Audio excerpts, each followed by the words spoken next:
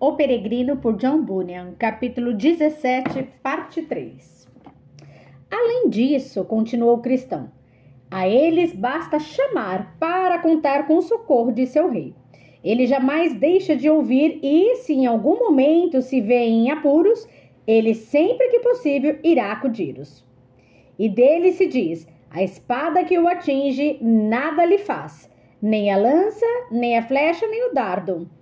Ferro ele trata como palha e bronze como madeira podre. As flechas não o afugentam, as pedras são fundas, das fundas são como cisco para ele. O bastão lhe parece fiapo de palha, o brandir de grande lança o faz rir. Leia Jó, capítulo 41, dos versículos 26 a 29. O que pode um homem fazer nessa situação? É verdade que se um homem pudesse ter sempre à mão o cavalo de Jó, com destreza e coragem para cavalgá-lo, poderia fazer coisas notáveis. É você que dá força ao cavalo ou veste o seu pescoço com a sua crina tremulante? Você o faz saltar como gafanhoto, espalhando terror com o seu orgulhoso resfolgar?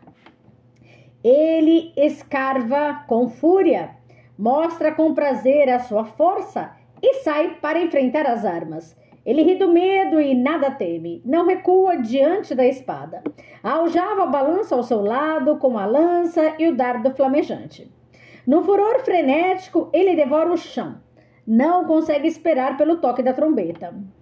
Ao ouvi-lo, ele relincha. Eia! De longe sente cheiro de combate, o brado de comando e o grito de guerra. Leia Jó, capítulo 39, dos versículos 19 a 25.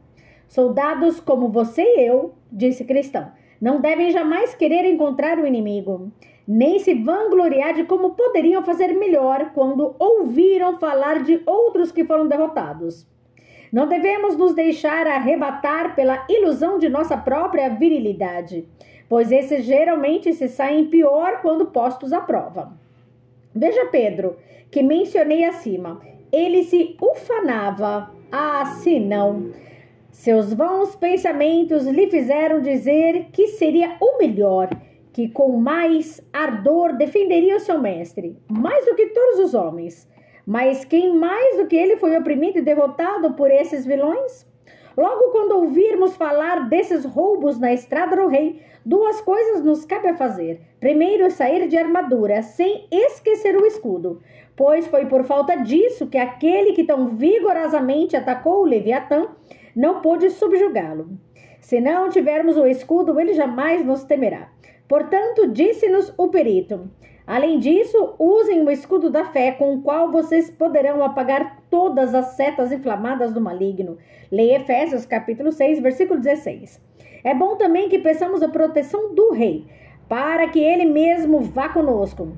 Por isso, Davi exultou mesmo estando no vale da sombra da morte. E Moisés preferia morrer onde estava a dar sequer um passo a mais sem seu Deus. Ah, meu irmão, se ele se dignar seguir conosco, que necessidade haverá de 310.000 que se lancem contra nós? Mas sem ele, os altivos auxiliadores sucumbem entre os mortos. Leia Salmos, capítulo 3, versículo 6, Jó, capítulo 9, versículo 13, Isaías, capítulo 10, versículo 4. Eu, de minha parte, disse ainda Cristão, já estive antes na luta e, no entanto, por bondade daquele que é excelente, ainda estou vivo, como você pode ver. Porém, não posso me vangloriar da minha virilidade. Feliz serei se não voltar a enfrentar tais ataques. Embora tema não estarmos alheios a todo perigo, contudo, como o leão e o urso ainda não me devoraram, espero que Deus também nos liberte dos próximos filisteus incircuncisos. Então, Cristão cantou. Roubado por ladrões, pobre pequena fé, mais aquele que crê e mais fé cultiva até. Esse, de certo, terá vitória viril, e não só 3 vencerá, mas 10.000. Assim iam eles, a ignorância os seguia. Caminharam até enxergar uma bifurcação, e os 2 caminhos lhe pareciam igualmente retos. Não sabiam, portanto, qual deles deveriam tomar. Por isso, ali pararam para refletir. E enquanto ponderavam qual caminho tomar, Eis que um homem de tez sombria, mas coberto de manto muito claro, aproximou deles e perguntou por que estavam ali parados.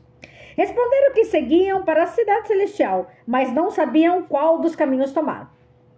Pois então sigam-me, disse o homem, é para lá que também vou.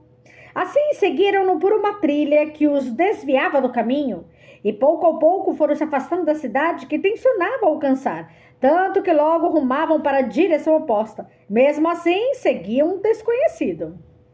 Sem que se dessem conta, o homem os fez cair em uma rede, na qual tanto se enredavam que já não sabiam o que fazer, e o sombrio desconhecido deixou que o manto branco lhe caísse das costas.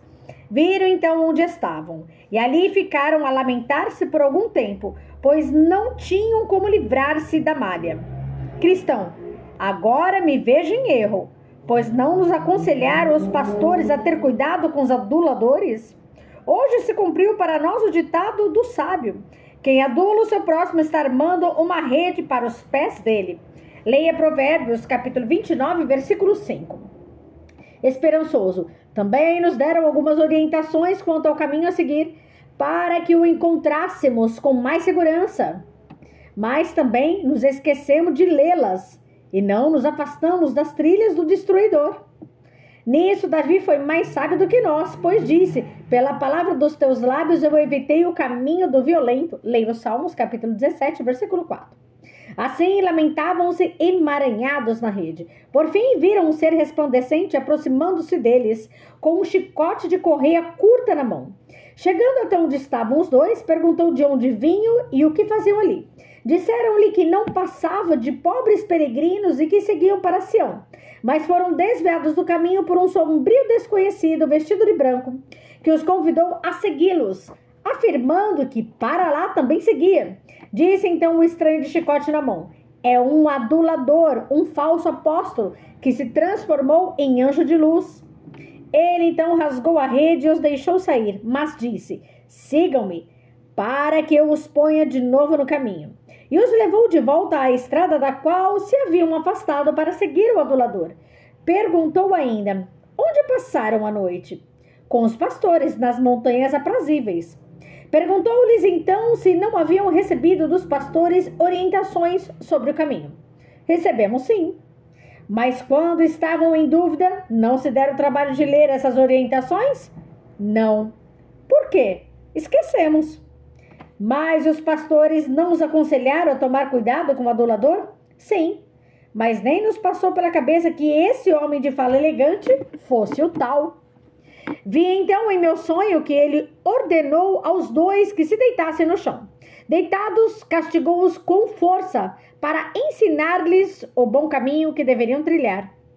E ainda a açoitá-los disse: repreenda e disciplino aquele que eu amo, por isso seja diligente e arrependa-se. Leia Apocalipse, capítulo 3, versículo 19. Feito isso, ele lhes ordenou que retomassem o caminho e ficassem bem atentos às outras orientações dos pastores. Os dois lhe agradeceram toda a bondade e, leves, voltaram ao caminho cantando. Vem tu que andas pelo caminho e observa, vê o que ganha quem se une à caterva, que se enredam em laço, se expõe ao relho, assim que esquece o bom conselho. É fato que acabaram salvos, mas cuidado, pois saíram sim com o lombo lenhado.